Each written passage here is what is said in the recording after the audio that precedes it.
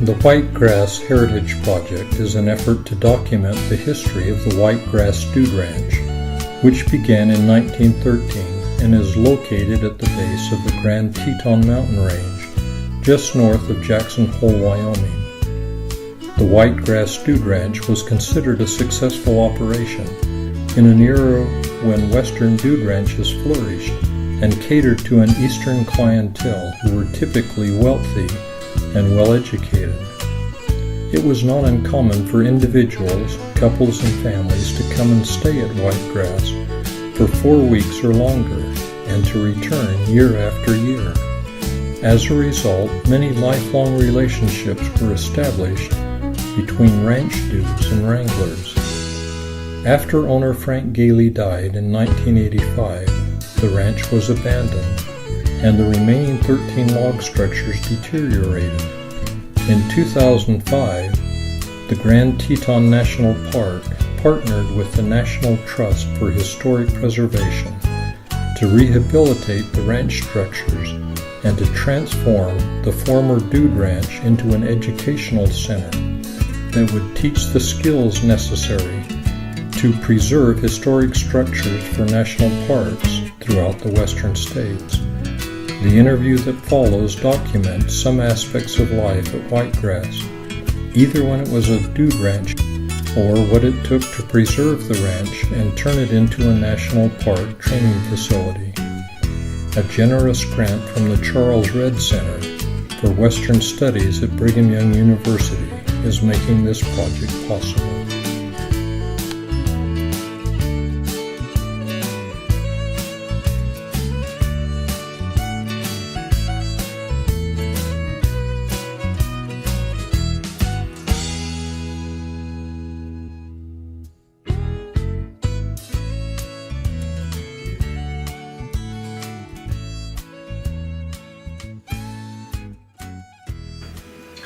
Today's the 7th of September 2014. This is the Whitegrass Heritage Project team, except for Becky, who's behind the camera, and Harriet, who's at the far end of the room. And Sherry. And Sherry, who's up in the cabin. So we've got 2/3 of the team. Oh, well, right here goes Becky. Well, here, look at this. Okay. And what we thought we'd do is just to provide a little bit of context and analysis. The reunion, for the most part, is over. And I thought it would be good for us to just kind of get together and talk about what role we each played and some of our memories, regrets if we have any, and I'll mention two. I always think about that as the German. And then sort of the meaning of the experience. So why don't we start here, and Beck, why don't you talk about, let's just kind of go down the row and talk about what we did. That's the easy part. Well, my role was to index the oral history interviews, and that allowed me to sit in on some incredible stories and really get a sense of who these people are. And, you know, it was very impactful. Their stories were not only entertaining and full of feeling and I don't know. I was able to be immersed in what this place was, and it really had an effect on me. And I feel like I've just been dropped down into the middle of the story that's still going on, really. And that was such a privilege. So that was my role. I did oral history mostly. When Roger wanted something moved or carried, I did that, but I think my main focus was oral history, and probably bossing everybody around. My main focus was scanning photographs and slides, and also did one oral history. Fantastic experience just being here in the wilderness with these great people. Emily Utt. I indexed one interview for Matt, and I think I was just kind of the lackey in the information center, making sure people got their forms filled out and she did it well. analyzed, making sure everything was organized there, and just kind of helping out where I needed to be. And And saw the barn. and Wait saw a the minute, let's not barn. forget the barn. And I went out to the barn with the group and saw that great structure and heard some good stories out there from people who remembered being in there 30 or 40 years ago and just kind of reminiscing on everything that they experienced here. And my name is Roger Butterball, and I'm the coordinator of the Heritage Project. And as Matt said, a year ago, it would take a year to plan this event, and it has taken every bit of that to do it. It's been a pleasure. Lots and lots and lots of things generated. I think overall, about 95% of my goals and expectations for this project were met, which is an incredible percentage, and it is maximized by the incredible people that are here in front of us and all the other components that made this weekend that it has been. It's been wonderful. I'm Bill Slaughter. I helped out, was general roustabout. Index for Roger and some incredible interviews. Helped with the information booth, carried a lot of stuff. Pushed Matt into this. Proudly. Proudly. We got that story. Got that story, but it needs to be repeated because he's amazing. The feeling here, I'm still trying to process. It's a different feeling. I've never been a dude rancher. I don't know that I dude. I don't know that I'd ever do that, but looking in and peering in on this experience has been moving. It's been also they accepted us, and it was powerful. That's all I can say. Thanks. You know what? I'd like to share a poignant memory that I think gives some insight into some of the dynamics that were going on. Becky and I and Sharon Cahan from the Jackson Hole Historical Society and Museum had the opportunity to interview Cindy Galey Peck, Frank and Inga's adopted daughter.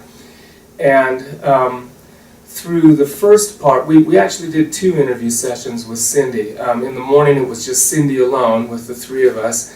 In the afternoon we had both of Cindy's children, David and Tammy, join in. And a couple of times during the interview Cindy said, you know, Cindy doesn't cry. No matter what happens, I do not get emotional. But there was a point in the second interview where she actually teared up and went for a Kleenex and dried her eyes out. And I thought that was the moment that we really got. She was very honest throughout. I don't know, how would you summarize it? But where we sort of hit a high point in the interview. And what was awesome is her children were there. And I felt like there was a lot of catharsis, there was some healing, there was some validation, certainly a lot of that. I think Cindy's story is the one that doesn't get told adequately in all of this. I know we're supposed to do this order, but No, we're not. I know This is open mic. I'd say that the most meaningful thing, and that this is saying a lot, was meeting Cindy. Amazing person. I think she was validated by this experience. I'm so impressed with her. I'm so impressed with what she had to do and how she came out of that. And her son David, there was a bond there for some reason. I think he's a really good person, an intelligent person, and part of that comes from here, what he learned and experienced. Those 2 things were those 2 people were very meaningful to me. Oh, and I'm going to say, having Emily and Brittany here, not only for what they did, but to expand their experience. And that's why, one reason I really wanted them to come along. And back in April, before I retired, or back in March, when did I retire? April 11th. Wow. It should go down in April. It doesn't matter anymore. I'm just thrilled that they came and helped out. And they had this experience. Not only did they help out, but I wanted them to have an experience, and I think they did. I think they connected, and that's important to me. And another thing that's important to me is that Matt did a powerful job as usual, and frankly, he got to expand his horizons, and I think that's good for him. So, I think I said a prayer there. Amen. And Roger, wow. I just wanted to say a little bit about my experience with Cindy too. I think out of all of the interviews that I was a part of, hers affected me the most. And who she was came through, not just through her words, but through her whole being, her whole countenance. And I told her later that I will never forget her. I will never forget her story. And I see her story as one of overcoming and achieving. And so who she is today is very powerful, considering all of the things that she went through throughout her entire life.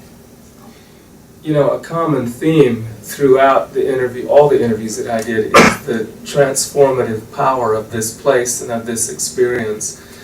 And in so many ways, it was people gaining confidence, people gaining self-esteem, people finding a part of themselves that they didn't find in Florida or New Jersey or Philadelphia or wherever they came It gave from. them a contextual situation where they could explore who they are, who they wanted to be, Yeah. and that endurance, independence, freedom to roam and free themselves of what was going on in their lives so they could open up. I think that seems to be the common thread of the meaning. A word that I came up with when thinking about all those common themes was this place was empowering to the people who came here.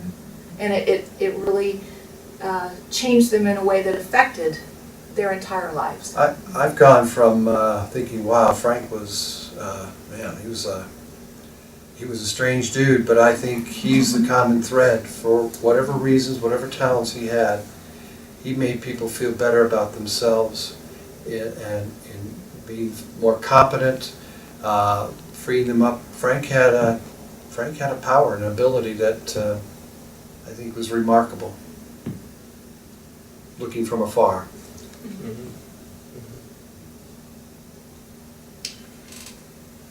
Ladies? Okay. Well, it was fun for me just coming in with very limited knowledge of the history of whitegrass. First, for being in this space for the first time, I've never been to Grand Teton National Park or Yellowstone or anything, so this is awesome to be a part of this nature and then to learn layers of the story that took place here and how it shaped people, as you've been saying. But to be a part of the photographs and to see that living history in the moment, the only way of truly recapturing time and place, I think, through photographs. They capture the personality of the people here, the happiness and freedom that they felt, and they capture youth. You see people like Ann Cuddy, who gave a brilliant slideshow presentation, and she's an elderly woman now, but in photographs she's young and vibrant and in the prime of life. Yeah, that was that really thing we've wonderful, done yeah. when we were working together, we see that those people, Yeah. they haven't always been old. Right. And people would see themselves in the slideshow and, kind of laugh. And so to see the change that time brings, but yet the shared experience that brings them all together. It was a really neat opportunity to go back into life and time. I'd like to say a big thank you to the National Park System and all the agencies that did this. This was a bold move, and Craig, who's off camera, needs to be given a lot of thanks for getting this going. It's a new world that they're going to be exploring, and it's a good world. This cultural history and preservation of places like Whitegrass. It's kind of a fun tribute to the Galey family that this place was selected for that thing. That it's not just a place of memories for, what did we figure, 2,000 people maybe? We figured about 2,400. 2,400 over a 40-year. We can't go back before World War II. Unfortunately.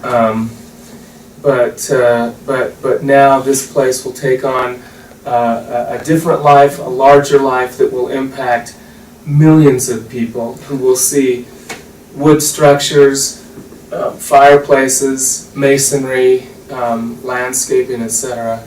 Should add. Because of the Western Center for Historic Preservation. Very good. And, you know, we collected photographs too. Lots of photographs. Brittany and to the greater extent, and my wife have been scanning these.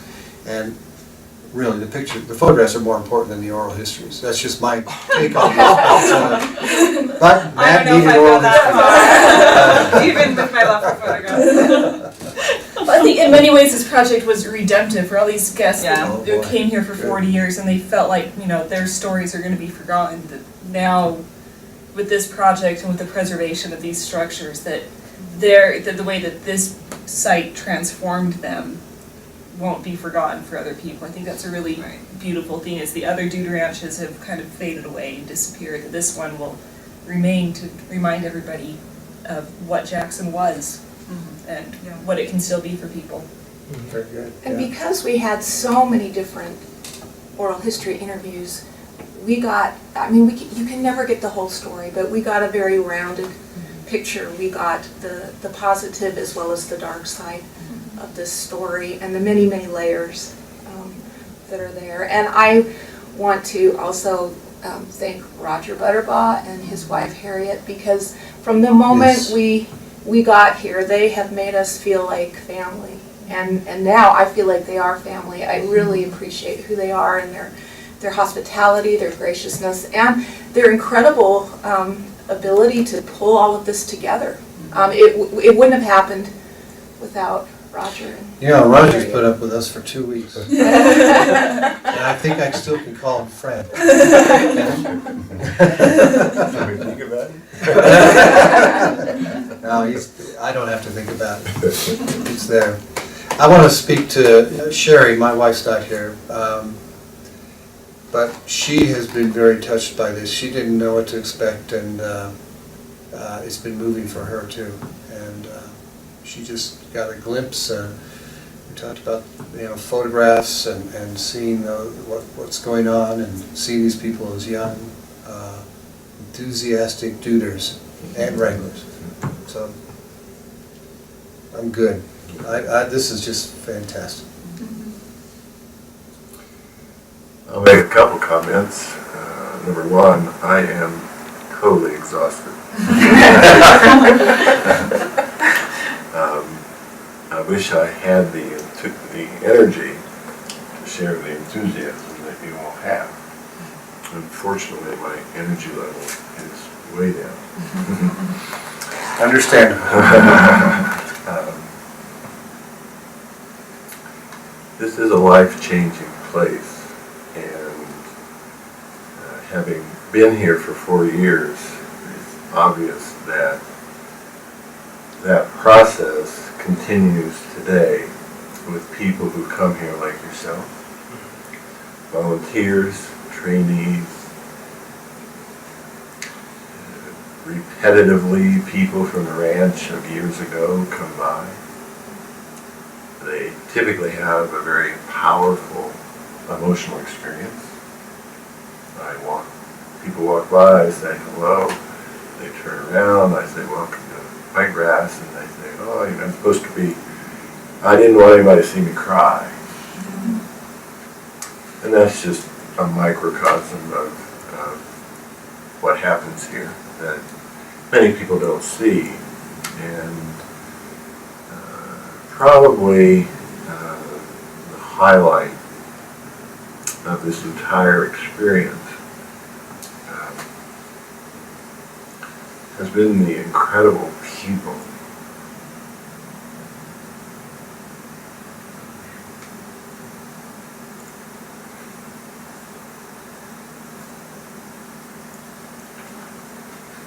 The Duders, the Wranglers, NPS, the museum, the Red Center.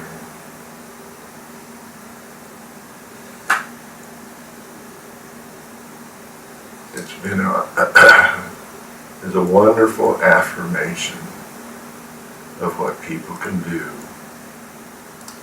when they check their ego at the door and walk in and say, let's do something really wonderful, something powerful, meaningful. And I think we all recognize that. Certainly lots of things have happened earlier, before us, but our efforts here have changed the course of this whole understanding of dude ranching. And I think it has also changed the lives of many of the people who have been interviewed. They have repetitively said in one way or another, thank you, in essence, for taking this interview. Thank you for talking with us. Thank you for being interested. It means a lot to us. And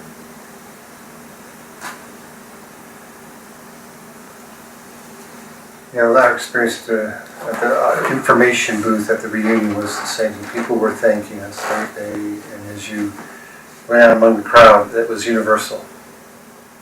So I think we tied in with them well, with the Duders and the reunion people. They were a happy group. Archived in the Grand Teton National Park and the Jackson Hole Historical Society and Museum are additional Frank Galey stories, whitegrass videos, historical photographs, and artifacts from the ranch. The archives also include oral histories from dudes, wranglers, community leaders, preservationists, and staff from the National Park Service.